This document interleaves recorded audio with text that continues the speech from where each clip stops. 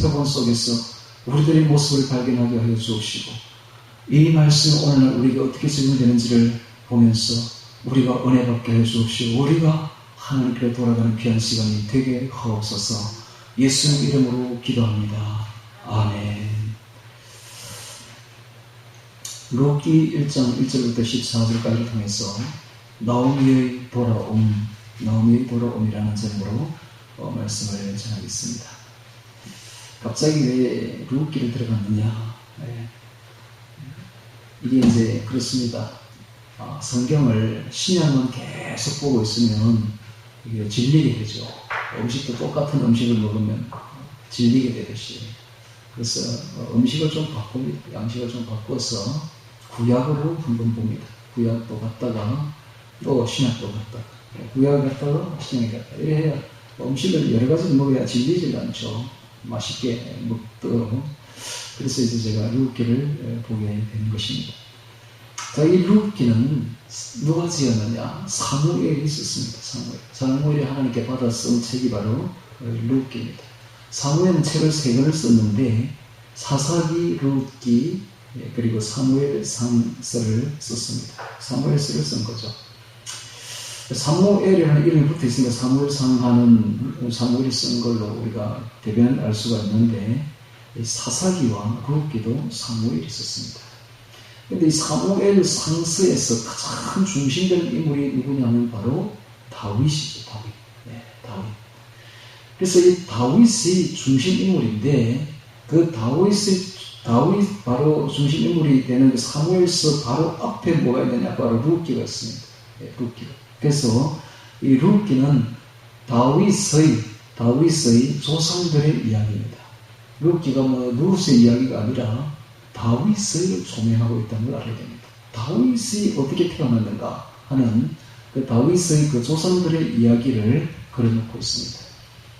이때는 바로 사사기 때죠. 이때 룻기가 쓰여진 그 배경이 바로 사사기 때입니다. 이 사사기는 신앙의 암흑시대라고 부릅니다. 암흑시대. 캄캄한 암흑시대였습니다. 사사기 시대에 바로 신앙의 암흑시대였는데 이 암흑시대에 룻기는 한 줄기 찬란한 빛과 같은 책입니다. 그 암흑시대에 찬란한 빛처럼 빛나는 책이 있는데 그게 바로 룻기입니다. 또는 광야에 메마른 광야에 한뜰기 아름답게 핀 민들레 꽃과 같은 완전히 메마른 광야에 사막과 같은 그 광야에 생명이 없는 그 광야에 한뜰기 민들레 꽃과 같이 아름다운 책이 바로 이 룻기라는 사실입니다. 그래서 이 룻의 그 아름다운 것은 이 3가지가 여기서 나오고 있는데 첫 번째는 신앙이 범세계적이다라는 사실입니다. 유대인들에게만 속한 것이 아니라 신앙이 바로 범세계적이다. 즉 룻이라는 그 여성에게까지 모압 지방에 있는 룻에게까지 이 신앙이 전파된다는 사실이 아름답다는 것입니다. 그렇습니다. 신앙은 전 세계적이죠. 자, 오늘 우리는 이방인이었지만 우리도 이렇게 신앙을 다 갖고 있잖아요. 그러니까 이 신앙은 전 세계적으로 가야 되는 것입니다. 두 번째 보면은 이 룻기가 쓰여진 시대가 여인이 처지되던 시대입니다. 여인은 이름도 없어요. 이름도 나오지 않는 시대입니다. 여인은 쉽게 말하면 숫자에도 자리지 않는 시대입니다. 그렇게 여인이 처지되던 시대에 여인들의 이름이 부각되고 있습니다. 룻이라는 이름과 나오미라는 이름이 부각되고 있죠. 굉장히 여성적인 책입니다. 이 아름답다는 것입니다. 그렇게 남성 위주의 사회에서 여성의 이름이 부각되고 여성적으로 쓰여진 책이 바로 룻기이기 때문에 그래서 아름답다라는 것입니다. 그리고 세 번째 이제 가장 아름다운 게 최고 아름다운 것이 뭐냐 하면은 여기에 보니까 고엘 제도의 아름다운 이야기가 적혀 있다는 사실입니다. 구속자 고엘 제도의 아름다운 이야기. 쉽게 말하면 미방인의 잃어버린 땅을 가까운 친족이 대신 사주는 것이 바로 이 고엘 제도인데 기업무역이죠. 그런데 이것을 하려면 미방인의 땅을 사주려면 그 미방인과 결혼까지 해요. 결혼까지 해서 그것도 아이까지 낳아줘요. 그 아이는 자기 아이가 아니라 그 미방인의 아이가 되는 것입니다. 이게 바로 형제를 돌아보는 사람이죠. 형제를 돌아보는 형제의 가정을 일으켜주는 그 아름다운 형제의 기업 물을자입니다. 형제의 기업 물을자. 이 아름다운 이야기가 여기 적혀 있습니다.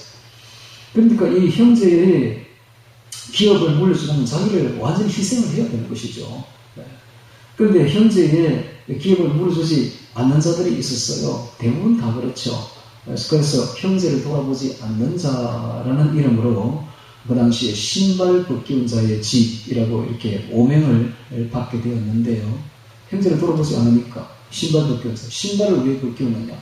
신발을 벗어가지고 침을 이렇게 탁 발라서는 형제를 돌아보지 않는 자의 뺨을 이렇게 부딪히는 것입니다. 그러니까 신발 벗기운 자라는 집이라는 이름을 이제 갖게 되는데, 오명인데, 실제로 뭐 신발을 벗어 침을 내서 뺨을 치는 건 아니고, 다만 신발을 이렇게 벗기만 합니다. 이제 그런 의미가 있죠. 뺨을 때린다는. 그러니까 굉장히 오명입니다, 오명. 즉, 형제를 돌아보지 않는 자. 근데 여기는 보니까 형제를 돌아보는 자가 나옵니다. 보아스라는 이름의 형제를 탁 돌아보고 형제의 기업을 살려주고 물려주는 그런 아름다운 그 이야기, 그 사랑의 이야기와 희생의 이야기가 여기에 적혀 있다라는 것입니다. 그런데 문제는 이 형제의 그 기업을 물어주려면 세 가지 조건이 있어야 돼요. 세 가지 조건. 첫 번째는 친족만 할 수 있습니다. 친족. 두 번째는 그 사람이 능력이 있어야 돼요. 이 세 번째는 그가 원해야 됩니다. 이 세 가지가 갖추어져야만이 기업을 물어줄 수 있는 거예요. 근데 보아스라는 이름 자체가 능력이 있다 이런 뜻입니다. 능력이 있는 자죠. 이 능력이 있어야 돼요. 그런데 문제는 이것이 이 보아스가 의미하는 분이 바로 예수님이십니다. 예수님은 우리를 돌아보려고 온 거예요. 그래서 우리를 살려주려고 왔는데, 기업을 물려주려고 왔는데, 그러면 예수님이 그 보아스가 되려면, 메시아가 되려면 세 가지 조건을 똑같이 갖춰야 돼요. 첫 번째는 친족이어야 됩니다. 예수님은 우리의 친족입니다. 예수님은 하나님이시지만 인간의 몸을 입고 내려오셔서 우리의 형제가 되어주셨어요. 그래서 우리의 친족이 되는 것입니다. 두 번째는 능력이 있어야 돼요. 예수님은 능력이 있으십니다. 예수님은 마귀의 권세를 십자가로 깨뜨린 능력이 있으며 또한 부활의 권세를 가진 능력이 있는 분이십니다. 또한 우리의 모든 죄를 다 사해줄 수 있는 능력이 있습니다. 이렇게 예수님은 능력이 있죠. 그럼 세 번째, 그가 원해야 됩니다. 예수님은 원하셔서 그가 인간의 몸으로 이 땅에 오셨고, 그가 원하셔서 대신 십자가를 지고 죽음을 맛보신 것입니다. 누가 하라고 하는 거 아니에요. 자기 스스로 그렇게 원해서 희생을 자기 스스로 우리를 위해서 해주신 것입니다. 똑같이 이 고의 구속자의 세 가지 조건을 갖추고 있는 것입니다. 그러니까 예수님은 어떤 분인가? 예수님은 참 하나님이시자 참 인간입니다. 참 인간이 되어야만 우리를 구원할 수 있는 조건이 되는 것입니다. 인간이 아닌 것은 우리를 구원할 수가 없습니다. 예를 들어 하나님은 우리를 구원할 수가 없습니다. 하나님은 절대로 우리의 구속자가 될 수가 없습니다. 또 짐승은 우리의 구속자가 될 수가 없어요. 오직 인간만이, 우리가 똑같은 인간만이, 사람만이 우리의 구속자가 됩니다. 다만 죄가 없어야 돼요. 죄가 없어요. 능력이 있어야 돼요. 그분은 조건을 다 갖춘 분이, 완벽한 조건을 갖춘 분이 바로 예수님이십니다. 그래서 오늘 우리는 이 누룩기를 보면서 우리는 예수님을 발견할 수가 있는 겁니다. 자, 배경을 보면, 배경은 바로 베들레헴입니다. 베들레헴이 베타는 집이라는 뜻입니다. 집. 레헴 하면 떡이죠. 그래서 떡집이라는 뜻입니다. 떡집. 배경이 바로 떡집입니다. 베들레헴. 근데 문제는 이 베들레헴에서 누가 태어나는가? 바로 3대 뒤에 다윗이 태어납니다. 다윗이 동네가 되죠. 그런데 예수님이 또 여기서 태어납니다. 베들레헴에서. 그래서 예수님은 또 다윗의 왕통을 타고납니다. 그래서 다윗의 자손이라 그렇게 부르기도 하죠. 그래서 예수님의 이야기예요. 사실은 이게 바로 다윗의 이야기이자 예수님의 이야기입니다. 예수님의 직계 계보가 바로 룻입니다. 룻. 그래서 이 아름다운 이야기가 바로 적혀 있는 것이 자, 오늘은 이 룻기를 통해서 1장 1절부터 14절까지를 통해서 오르바가 아니라 나오미를 조명해 보도록 하겠습니다. 나옴이라는 이름은 어떤 뜻이냐면은 희락이라는 뜻입니다. 희락, 기쁨, 희락, 기쁨이 넘쳐 사랑스럽고 감미롭다라는 뜻이 바로 나옴입니다. 사람이 기쁨이 넘치면 사랑스럽죠. 사람이 기쁨이 넘치면 건강합니다. 희락이 넘치면 건강하고 사랑스럽습니다. 그리고 감미롭습니다. 그래서 나옴이라는 이름 자체가 사랑이 넘치고 기쁨이 넘쳐서 감미롭다라는 뜻입니다. 이름을 잘 지어야 돼요. 이름을. 그 이름대로 이 나오미는 만년에 진짜 기쁨이 넘치는 생활을 하게 되고 정말 사랑이 넘치는 생활을 하다 보니까 감미로운 인생을 만년을 맞게 됩니다. 이렇게 이름이 그렇게 중요합니다. 왜 이렇게 이름이 중요하냐? 여러분, 말에는 권세가 있습니다. 말하는 대로 됩니다. 하나님은 말로서 모든 만물을 창조하셨습니다. 또한 오직 사람만 말을 합니다. 하나님을 닮았어. 그게 말에는 영적인 권세가 있죠. 그러니까 말하면 지금 당장은 이루어지지 않지만 그대로 시간이 지금 그대로 이루어져 버립니다. 그런데 이름은 계속 불러주기 때문에 그 권세대로, 그 말하는 이름 권세대로 인생이 그렇게 바뀌어 간다라는 뜻입니다. 그렇게 이름이 중요합니다. 이름을 좋지 않아서 이름 빨리 바꿔야 돼요. 이름을 좋은 이름을 부르게 됩니다. 그러면 그대로 사람이 바뀌어 버립니다. 그래서 이름이 중요한데 나옴이라는 이름이 그렇게 딱 이름대로 그렇게 되는 걸 보면 말에는 권세가 있구나 하는 것을 우리가 알 수가 있는 것입니다.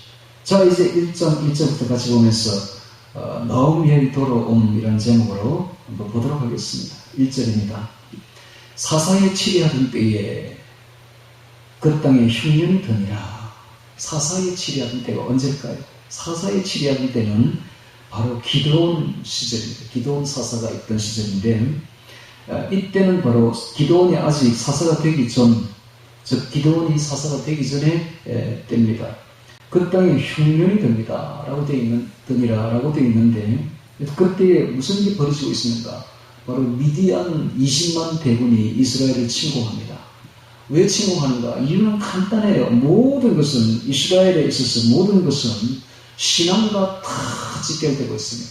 신앙이 떨어지니까 하나님이 외국 군대를 보내는 겁니다. 군대를 보내서 초토화시켜버리는 것입니다. 그러니까 어렵죠. 이 미디안 군대는 특별히 들어와가지고는 자신들의 가축을 막 끌고 옵니다. 가축을 끌고 와서 양식을 다 빼앗아가고 그리고 이제 양식이 막 이렇게 자라나고 있으면 그 가축을 풀어가지고 다 먹어버립니다. 그렇게 양식을 정말 한 톨도 구할 수 없는 그런 어려움을 당하게 되는 때가 바로 사사에 치리하는 때입니다. 기드온 사사가 되기 전에 그 초기 시절에 그런 일이 있었다는 것이죠. 그런데 문제는 그 땅에 설상가상으로 흉년까지 들어버립니다. 기근까지 옵니다. 여러분, 우리나라의 기근은 흉년도 아닙니다. 아무리 우리나라 흉년이 들어도 그래도 절반은 타작을 하죠. 근데 이스라엘은 흉년은 비가 안 옵니다. 아예. 그 지방은 비가 아주 드물게 내려오는데 우리나라는 한 1200mm 1년에 오잖아요. 근데 그날은 한 300mm밖에 안 오는데 비가 완전히 없는 거죠. 그러니까 300mm조차도 아주 안 오는 때가 있습니다. 그러면 한 톨도 구경 못하는 거예요. 곡식 한 톨도. 그러니까 사람 죽는 거죠. 굶어 죽는 거죠. 그런 일이 그 땅에 있습니다. 자, 외국 군대가 쳐들어와서 양식 다 빼앗아가죠. 그 군대가 가축을 다 몰고 와서 양식을 다 먹어버렸죠. 거기다가 기근까지 오니까 도저히 살 수가 없는 것입니다. 왜 이런 일이 벌어지는가? 바로 신앙이 타락하면 이런 일이 벌어진다 하는 것을 알아야 됩니다. 우리도 마찬가지입니다. 여러분, 영국을 한번 볼까요? 영국이 한때 신앙이 좋아가지고 전 세계를 점령했습니다. 해가 지지 않는 나라라고 해서 부유하게 이럴 데 없었죠. 세계의 부가 다 영국으로 돌아갔습니다. 근데 지금은 여러분, 젊은이들이 쓰레기통을 뒤집니다. 먹을 것 찾으려고. 쓰레기통에서 먹을 것을 찾아가지고 먹을 정도가 지금 됐습니다. 거짓말이 아닙니다. 진짜입니다. 먹을 게 없어요. 그 나라에. 돈이 없어요. 먹을 게 없어요. 완전히 왜 그렇습니까? 신앙이 떨어지니까. 신앙이 떨어지면 경제도 초토화되어 버립니다. 그걸 알아야 됩니다. 개인도 마찬가지입니다. 오늘 우리가 신앙이 떨어지면 경제도 초토화되어 버리는 걸 알아야 됩니다. 우리나라가 신앙이 좋아져야 돼요. 신앙이 어린 우리 젊은이들을 자꾸 이렇게 신앙을 활성화시켜서 신앙 위에 탄탄한 신앙 반석 위에 서게 되면 개인도 그렇고 나라도 그렇고 다 탄탄한 그 경제 위에 서게 되는데 신앙이 떨어지게 되면 허망하고 절망합니다. 그리고 슬픔만이 찾아오는 것입니다. 비극만이 찾아오는 것입니다. 이것이 바로 신앙이 떨어질 때 일어나는 현상들입니다. 이것은 예나 지금이나 이거는 대원칙입니다. 대원칙. 신앙이 떨어지면 사람이 절망하게 돼요. 허망하게 되고 공허하게 됩니다. 절망 속에 들어가게 되고 아무 소망이 없게 됩니다. 완전히 세잔해지는 인생을 맞이하게 되는 것이죠. 자, 그래서 1절에 보면 사자들이 치닫는 때에 그 땅에 흉년이 드니라. 하나님은 치우치죠. 유다 베들레헴에 한 사람이 그 아내와 두 아들을 데리고 모압 지방에 가서 우거하였는데 그 사람의 이름은 엘리멜렉이요 나옵니다. 엘리멜렉이라는 사람이 나옵니다. 이 사람이 유다 베들레헴에 살았습니다. 엘리멜렉이라는 이름은 엘은 하나님입니다. 엘은 알에서 변천된 게 알. 그래서 원래 하나님 이름은 알입니다. 알은 생명의 근원이죠. 그래서 하나님은 생명의 권능이다라는 뜻입니다. 그래서 이 알이 변해서 엘이 되죠. 이 알이 하나님 이름이 확실한 것은 지금도 지금 모압 지방 그 지방에 가면 중동 지방에 가면 하나님 이름을 알라라고 하죠. 알라. 그것은 알아입니다. 하나님이 여 이런 뜻이 하나님이 여 누구 이름 부를 때 무슨 부르죠. 그와 같이 하나님 이름을 부르는 것을 알라가 되는 것이죠. 엘 하면 하나님입니다. 멜렉 하면 왕입니다. 왕. 그래서 하나님은 나의 왕이라는 뜻입니다. 얼마나 이름 좋습니까? 하나님은 나의 왕. 예수님은 우리의 왕이십니다. 그래서 그 왕은 예수님이기 때문에 우리는 예수님의 그 말씀을 왕의 명령으로 받아들여야 됩니다. 그래서 무조건 순종해야 돼요. 왕 앞에 순종밖에 더 있습니까? 하나님이 무슨 말을 하시면 왕이 무슨 말을 하시면 순종해야지. 순종하지 않으면 죽는 것입니다. 하나님은 나의 왕 엘리멜렉입니다. 오늘 우리도 예수님은 우리의 왕이시다. 예수님의 음성에 우리는 순종해야 되는 것입니다. 근데 그 사람이 두 아내와 두 아들을 데리고 모압 지방으로 갑니다. 이삭에 갑니다. 여러분, 이 때에 이삭은 큰 영적인 의미가 있습니다.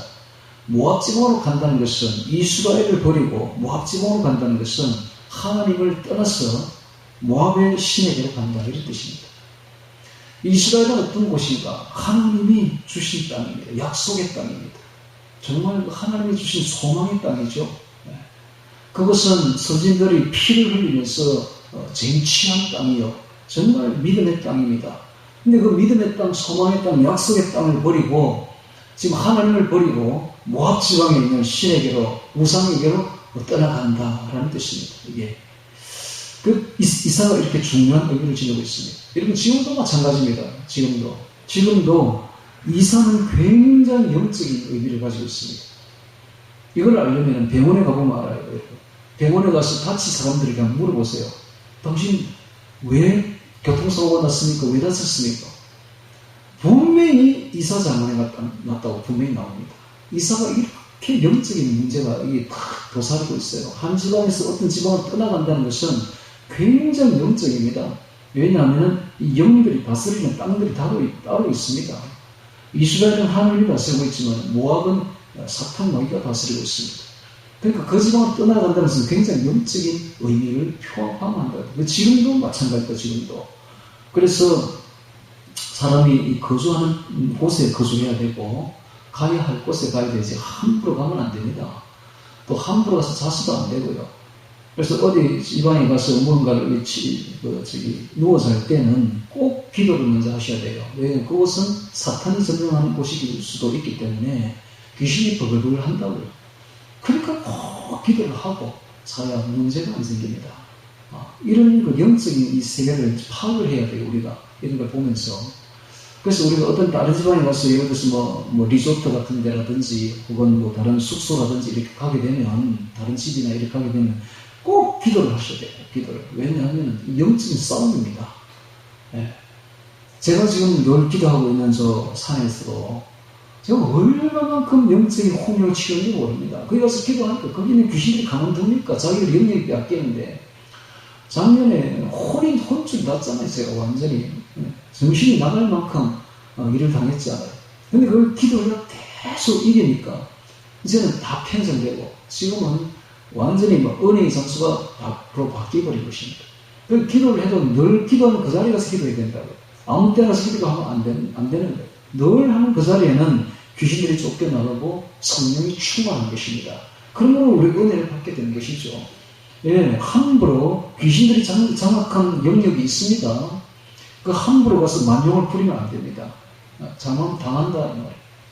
그래서 귀신이 점령한 장소가 따로 있고 하나님이 점령한 장소가 따로 있습니다. 함부로 옮겨가면 안 된다는 것입니다. 이사가 그만큼 중요합니다.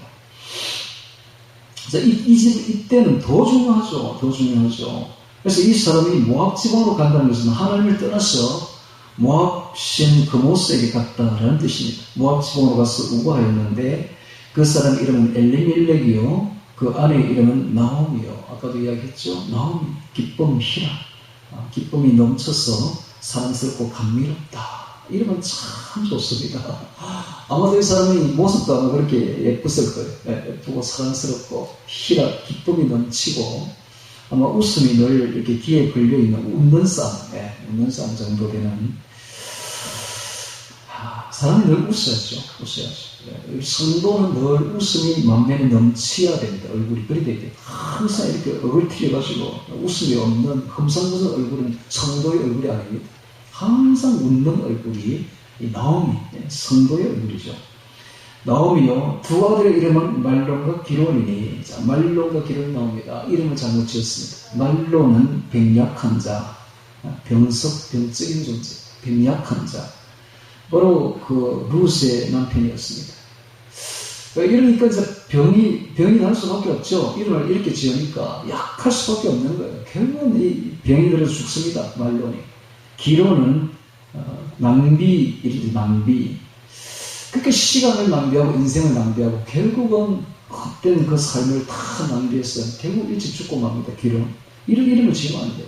이름이 잘못된 거예요. 이름이 굉장히 중요합니다. 왜냐하면 아까도 제가 이야기했죠. 계속 그렇게 불러주니까 그 말의 권세대로 그렇게 되어버린다. 말론과 기론, 병약한 자, 낭비하다. 병약한 자, 낭비하다 계속 부르니까 그렇게 될 수밖에. 그래서 이름이 굉장히 중요합니다. 말론과 기론이니 유다 베들레헴 에브라스 사람이었더라. 에브라스 나오는데 에브라스는 베들레헴의 옛 이름이 에브라스입니다. 에브라. 자, 이 베들레헴이 나오는데 떡집입니다. 떡집. 베들레헴. 떡집. 왜 떡집일까요? 분명한 이유가 있습니다. 바로 생명의 떡이신 예수님이 태어날 곳이 바로 이곳이었기 때문에. 그래서 생명의 떡이, 영적인 떡이 되시는, 우리의 생명의 떡이 되시는 예수님이 오실 곳이기 때문에 베들레헴이 된 것입니다. 베들레헴. 생명의 떡, 생명의 양식이죠. 떡집 하니까 좀 이상한데, 번역이 빵집이죠. 쉽게 말하면 빵집. 우리나라 말로 정확하게 번역하면 밥집입니다. 밥집. 그러니까 우리의 생명의 양식입니다. 양식. 그러니까는 예수님은 어떤 분인가? 우리의 양식입니다. 생명의 양식. 예수님의 말씀은 우리의 영적인 양식이에요. 그래서 우리는 예수님을 늘 먹어야 돼요. 예수님 먹는 방법은 예수님의 음성을 암송하면 됩니다. 예수님의 음성을 늘 암송해야 돼요. 매일매일 암송해야 돼요. 하루라도 먹지 않으면 우리 영이 살지를 못합니다. 예수님의 음성을 우리가 암송하고 묵상하고 그 말씀대로 행동하고 순종하면 우리의 영이 막 살이 찌는 거예요. 살이 힘이 넘치는 거예요. 이와 같이 우리는 매일매일 영적인 양식 예수님을 먹어야 됩니다. 할렐루야. 베들레헴입니다. 베들레헴 에브라스 사람이었더라. 그들이 모압 지방에 들어가서 거기 유하더니 3절에 보십시오. 나오미의 남편 엘리멜렉이 죽고. 자, 하나님을 사람이 떠났다고 당장 무슨 일이 벌어지진 않습니다. 어떤 잘못된 목사님들은 그렇게 말을 하죠. 교회를 다니다가 이 교회에서 저 교회에 옮기는 성도에게 이런 말합니다. 나를 떠나가면 당신 저주받는다. 뭐 이런 식으로 겁을 주고 막 그래 하죠. 절대 저주 안 받습니다, 여러분. 이 교회에서 저 교회에 옮긴다고 해서 저주받는 거 하나도 없으니 걱정할 필요가 없습니다. 그런데 하나님을 떠나면 어떻게 됩니까? 목사를 떠난다고 저주받지는 않습니다. 다른 데 옮겨가서 신앙 잘하면 됩니다. 신앙생활 잘하면 됩니다.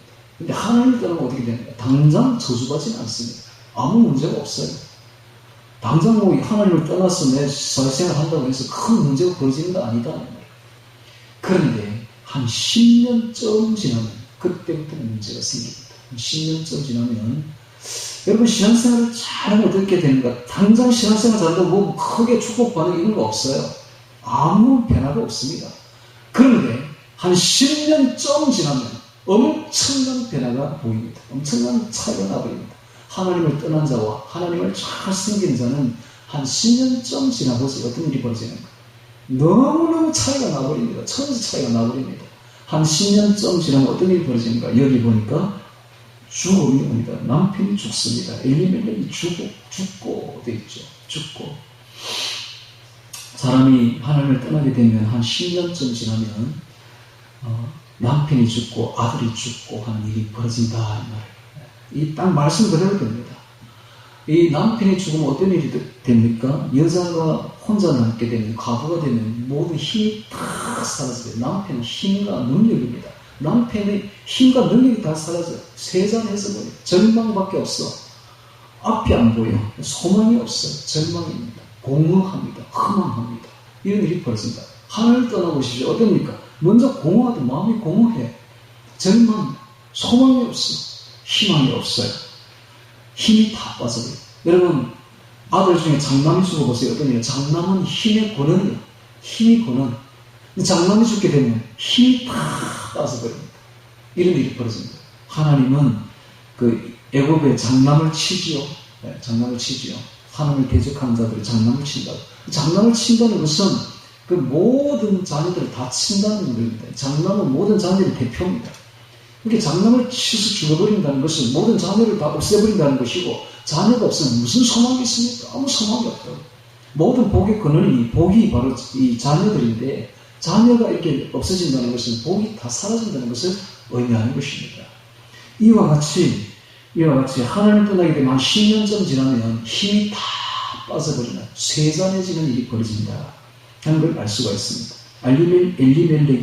남편 엘리멜렉이 죽고 나오미와 그 두 아들이 남았으며 그들은 모압 여자 중에서 아내를 취하였는데 갈수록 태산입니다. 여러분, 이 친구들은 빨리 돌아가야지. 하나님께로 이스라엘로 돌아와야지. 그런데 그게 계속 남아있네요. 남아있으면서 더 큰 죄를 짓습니다. 이번에는 모압 여자 중에서 아내를 취하고 있습니다. 아들들을 위해서. 여러분, 이것은 율법에서 금한 것입니다. 이방 여자를 취하지 말고 이방 여자와 결혼하지 말라는 것은 율법에서 엄격하게 금하고 있는 것입니다. 왜냐하면 이방 여자를 이렇게 결혼하게 되면, 집안에 들어오게 되면 그 이방 여자로 인해서 사람이 우상숭배를 하게 됩니다. 우상숭배가 들어옵니다. 이게 어떻게 이렇게 되는가? 역사적으로 솔로몬이 그랬습니다. 솔로몬이 1000명의 여자들을 데리고 왔는데, 이방 여자들을, 그 여자들이 들어오면서 자신들의 우상을 다 가지고 오는 거예요. 그래서 솔로몬이 그 아내들의 소원을 들어주기 위해서 온갖 우상 사단을 다 지어줍니다. 결국 그 문제로 이스라엘이 온갖 우상 숭배에 빠지게 되고 결국은 멸망하게 되는 것입니다. 여러분, 그래서 이 신앙에 있어서 결혼 문제는 굉장히 중요합니다. 신앙 안에서 결혼해야 돼요. 이방 여자하고 결혼하게 되면 끌려간다. 그쪽으로 끌려가서 결국은 신앙 다 잃어버리고 쫄딱 망하게 되는 일이 벌어지게 된다는 것입니다. 결혼이 굉장히 중요합니다. 어떤 여자를 데리고 들어오냐가 엄청나게 중요하다. 신앙의 사람을 데리고 들어오면 집안이 허망하지만, 불신 여자를 데리고 와서 남편이 그쪽으로 끌려가게 되면 집안 쫄딱 망한다는 것입니다. 그런데 이런 일을 또 하고 있네. 모압 여자를 데리고 와서 그 여자들과 결혼을 해요. 이 인간의 실패입니다. 인간적인 실패를 지금 계속 추진하고 있습니다. 그런데 그 중에 하나의 이름은 오르바요, 하나의 이름은 루시드라 되어 있는데, 자, 인간의 실패에도 불구하고 하나님은 신앙 승리를 주시는 분이십니다. 이런 분이 바로 하나님입니다. 인간은 분명히 실패했는데 그럼에도 불구하고 하나님의 의지로서 루스를 확 변화시켜가지고 신앙인을 만드시는 전능하신 분이 바로 하나님이십니다. 그래서 참 인간의 실패도 불구하고 인간의 부족함에도 불구하고 인간의 힘이 아닌 하나님의 힘이 여기 개입하고 있습니다. 그래서 하나님이 신앙 승리를 주시는 이야기가 바로 룻기입니다. 자, 룻기는 인간이 잘한 게 하나도 없습니다. 이런 황량한 사막과 같은 곳에서 이런 캄캄한 암흑과 같은 곳에서 하나님이 한 줄기 빛을 비추고 하나님이 꽃을 피우는 그런 이야기가 바로 룻기라는 것을 알 수가 있죠. 자, 그들은 모압 여자 중에서 아내를 취하는데 하나의 이름은 오르바요, 하나의 이름은 룻이더라 되어 있습니다.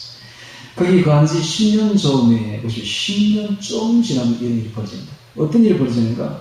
말론과 기론 두 사람이 다 죽고 그 여인은 두 아들과 남편의 뒤에 남았더라. 10년 전 지나면 아들도 죽습니다. 남편도 죽고 남편은 건너간 지 얼마 전에 죽었고 10년 전 지나니까 말론과 기론 두 사람이 병약한 자 그리고 낭비하는 자 두 사람이 다 죽어버렸습니다. 이제 여섯 셋만 남았네요. 과거 셋만 남았습니다. 얼마나 비참합니까? 아무런 당시 요즘에는 여자들이 돈을 더 잘 버리죠. 남자보다 훨씬 더 잘 버립니다. 남자보다 훨씬 나아요. 지금 뭐 우리 사무실 보면 여자가 대표야 대표. 남자는 가보니까 헛수업이야 완전히 그 회사에. 그런데 그때는 안 그래요. 그때는 여자는 직업을 가질 수가 없었습니다. 아무런 직업도 아무런 또 농업이 위주니까 여자는 힘이 없죠. 그러니까 일을 할 수가 없는 거예요. 남자가 없으면 이건 뭐 굶어 죽는 자리예요. 완전. 그게 비참하죠. 네. 그런 일이 벌어집니다. 왜 어떻게 10년 전 지납니까? 하나님을 떠나면 이렇게 됩니다. 이것은 국가도 마찬가지. 국가도. 여러분 지금 전 세계적으로 국가를 한번 보십시오. 하나님을 믿지 않는 국가들이 어떻게 사는가? 비참합니다. 네. 그러나 하나님을 믿는 선진국들 보십시오. 세계 순위를 다투고 있습니다. 선진국입니다. 선진국. 이것이 바로 역사를 보여주는 대원칙입니다. 대원칙. 오늘 우리 개인도 마찬가지입니다. 하나님을 잘 신앙하는 집안은 허망합니다.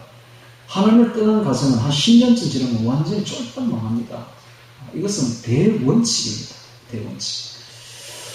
우리나라가 지금 큰일이에요. 우리나라가 그동안 신앙이 좋아가지고 지금 세계 선진국 반열에 올라갔고 지금은 세계 6위입니다. 6위. 10위가 아니라 6위. 따라올 나라가 없다니까요. 그만큼 강력한 지금 앞으로 우리 위에 있는 영국, 프랑스를 제칠 겁니다.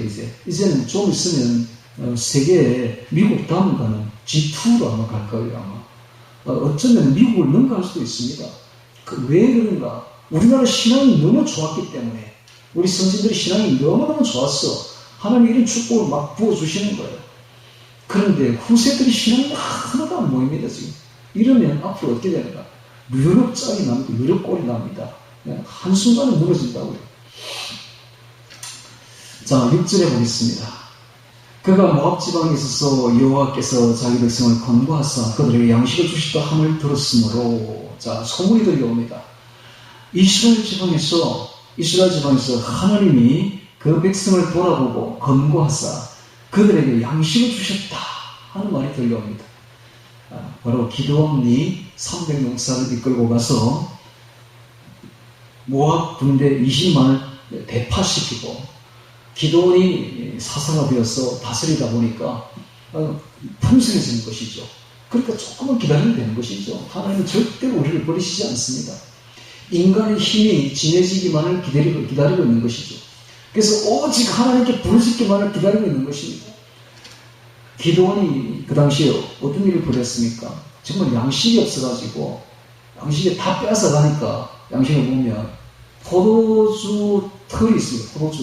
포도주적을 짠 털. 그 털 안속으로 들어가가지고 거기서 추수하고 있었던 거예요. 뺏어갈까 봤어요. 그렇게 나약하고 겁 많은 사람이 기드온이었습니다. 그런 기드온을 하나님이 들었습니다. 그런 기드온. 그렇게 겁 많은 겁이 나가지고 포도주 틀 안에서 추수하던 자를 들어서서 300명을 가지고 300명의 용사를 가지고 세상에 20만 명의 군대를 대파합니다. 이것은 누가 봐도 인간이 한 일이 아니죠. 이것은 바로 하나님이 하신 것입니다. 하나님이 때가 되면 이렇게 일으키시는 것입니다. 자, 오늘 우리도 아무것도 없다 할지라도 정말로 절망과 비참함 속에 있다 할지라도 우리를 돌아볼 수 있는 하나님을 소망하고 하나님께 기대면 하나님이 언젠가는 우리에게 이렇게 허망시켜줄 때가 오시는 것입니다. 네, 그때를 바라보아야 되는 것입니다. 권고하사 자기 백성을 권고하사 그들에게 양식을 주셨다 함을 들었으므로 이에 두 자부와 함께 일어나 모압 지방에서 돌아오려 하여. 오늘의 주제입니다. 돌아오려 하여. 자, 이것이 바로 신앙입니다. 신앙입니다. 문제는 그렇습니다. 하나님이 돌아오려 하여.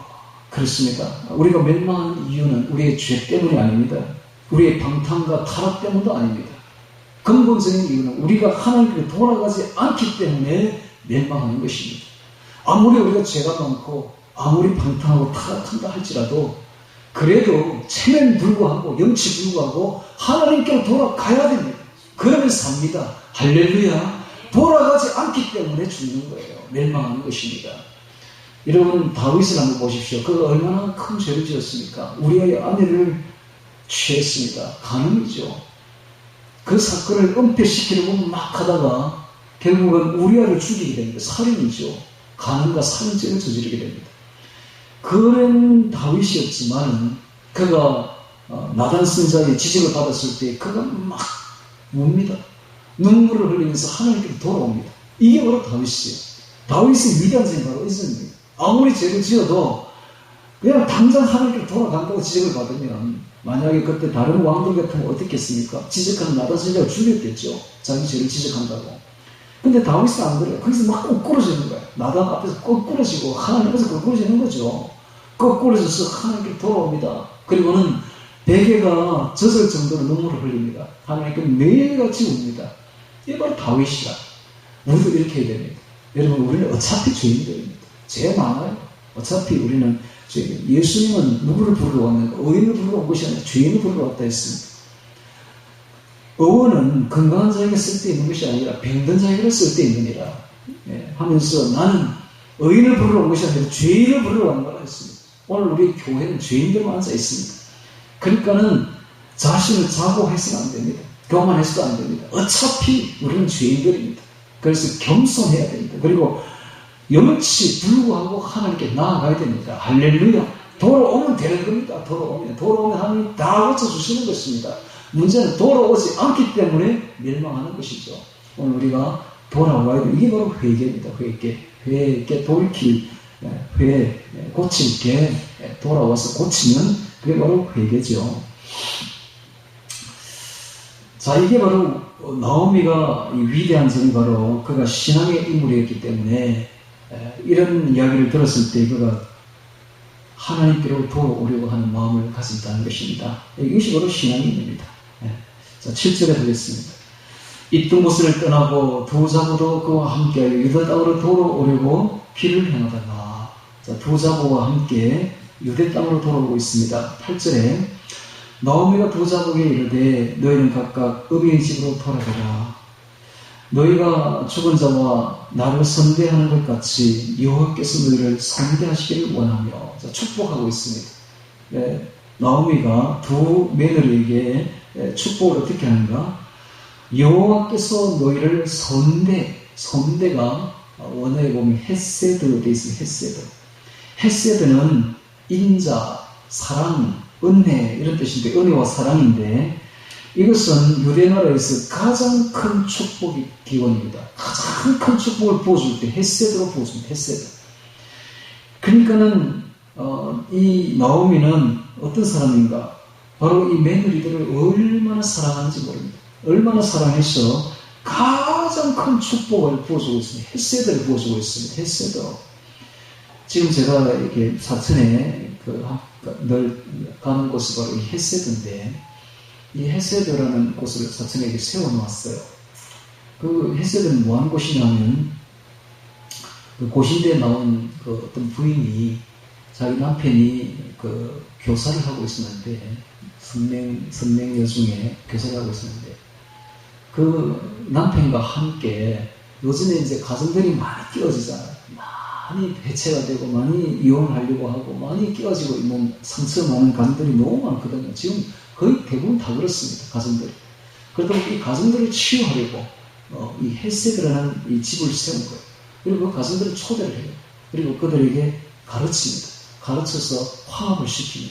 그렇게 가르쳐서 화합을 시켜서 보내는 기관이 있는데 그게 바로 헬세드예요. 그 헬세드 이름이 바로 은혜와 사랑입니다. 은혜와 사랑. 하나님의 은혜와 사랑. 이게 바로 유대 나라에서는 가장 큰 축복입니다. 자, 이 나오미가 어떤 사람인가? 정말 그 자녀에게, 그 며느리에게 가장 큰 축복을 보여주는 은혜와 사랑의 사람이었다. 그런 것을 알 수가 있죠. 그래서 나오미가 참 선한 사람이고, 정말 은혜가 있는 사람이고, 사랑이 충만한 사람이라는 것을 우리가 알 수가 있습니다. 여호와께서 너희를 선대하시기를 원하며. 참 아름답죠? 이런 장면이 아름답습니다. 보통 보면 고부간의 갈등이라 해서 시어머니와 며느리 사이가 별로 좋지 못하죠. 옛날에는 이제 시어머니들이 며느리를 학대했는데 요새는 거꾸로 돼가지고 며느리들이 시어머니를 학대합니다. 지금은 또 완전히 거꾸로 된 시대야, 지금. 며느리가 무서운 시대예요, 지금은. 그랬는데 여기를 보이는 이 며느리와 시어머니의 관계는 참 아름답습니다. 마치 자기 딸처럼 그렇게 아끼고 선대해주고 있습니다.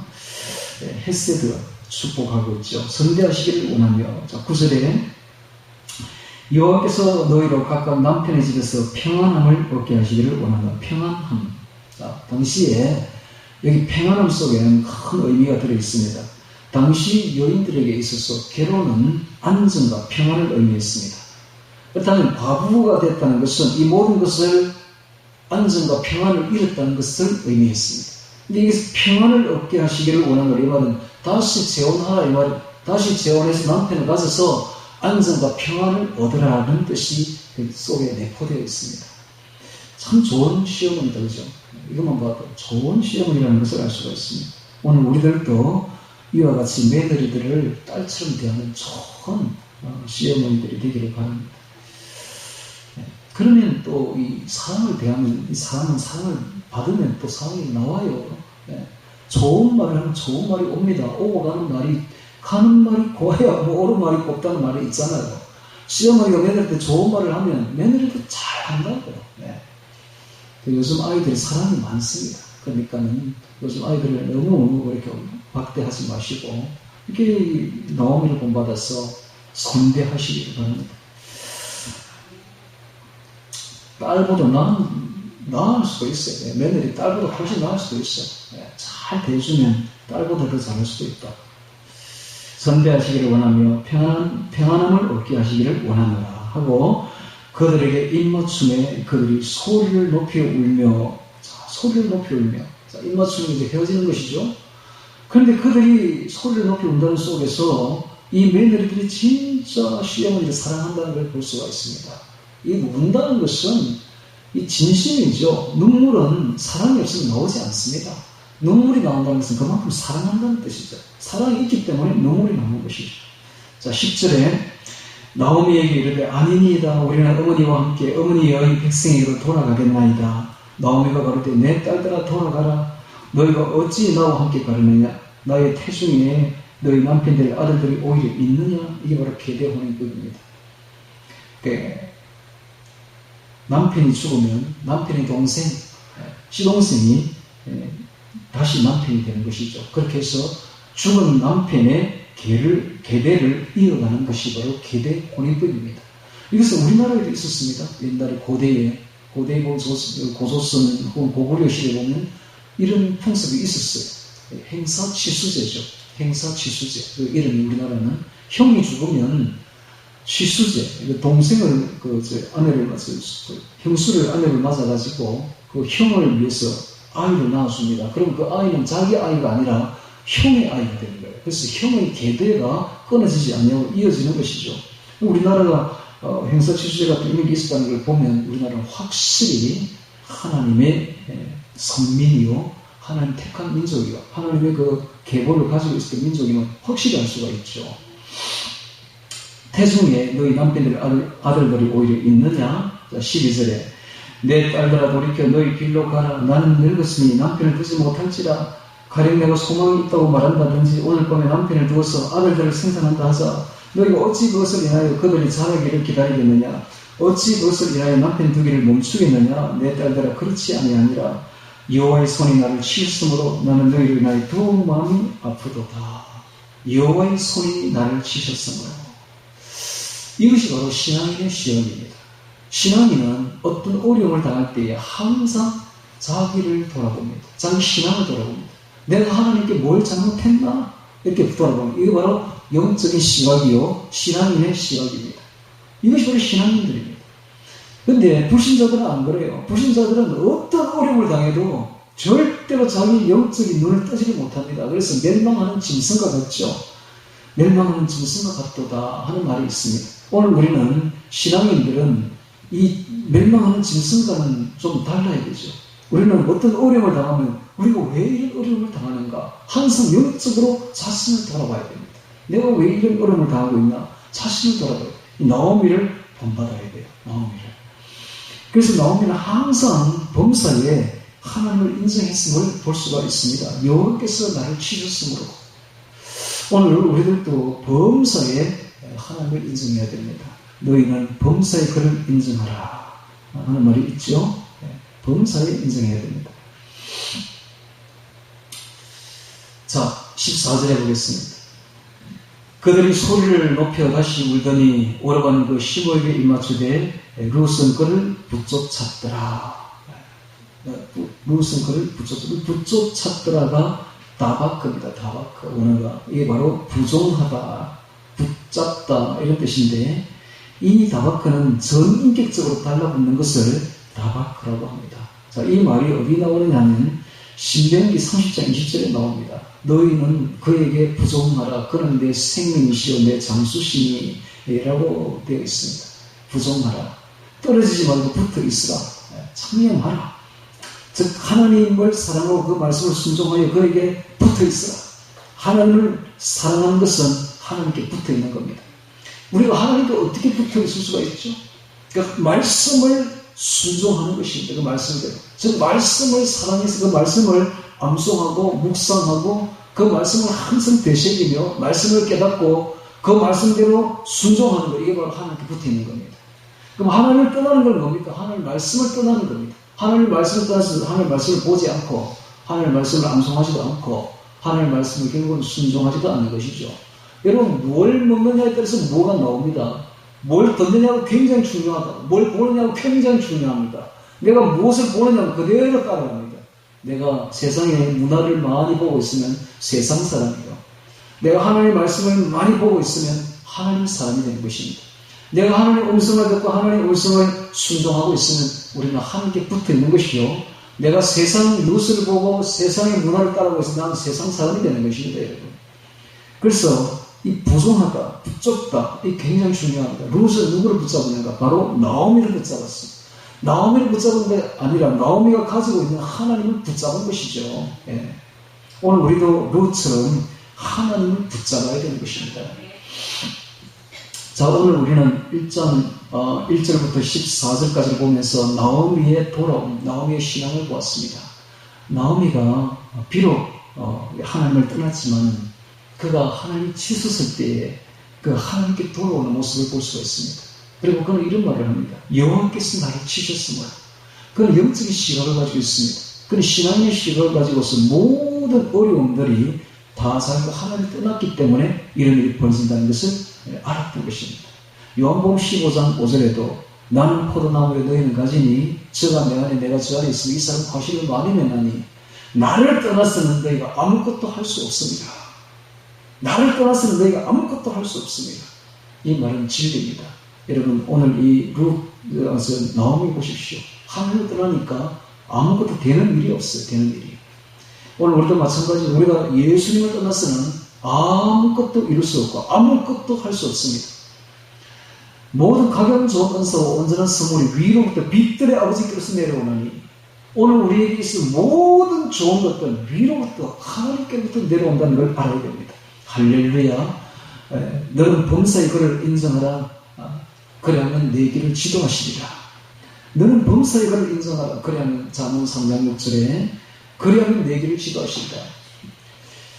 그러니까 나오미는 범사에 인정을 했던 것입니다. 그래서 그가 잘못되었을 때 그는 하나님께서 나를 치신다고 이야기를 하고 있었습니다. 자, 오늘 우리들도 나오미의 이 신앙을 본받아서 정말 우리가 하나님께로 돌아가야 됩니다.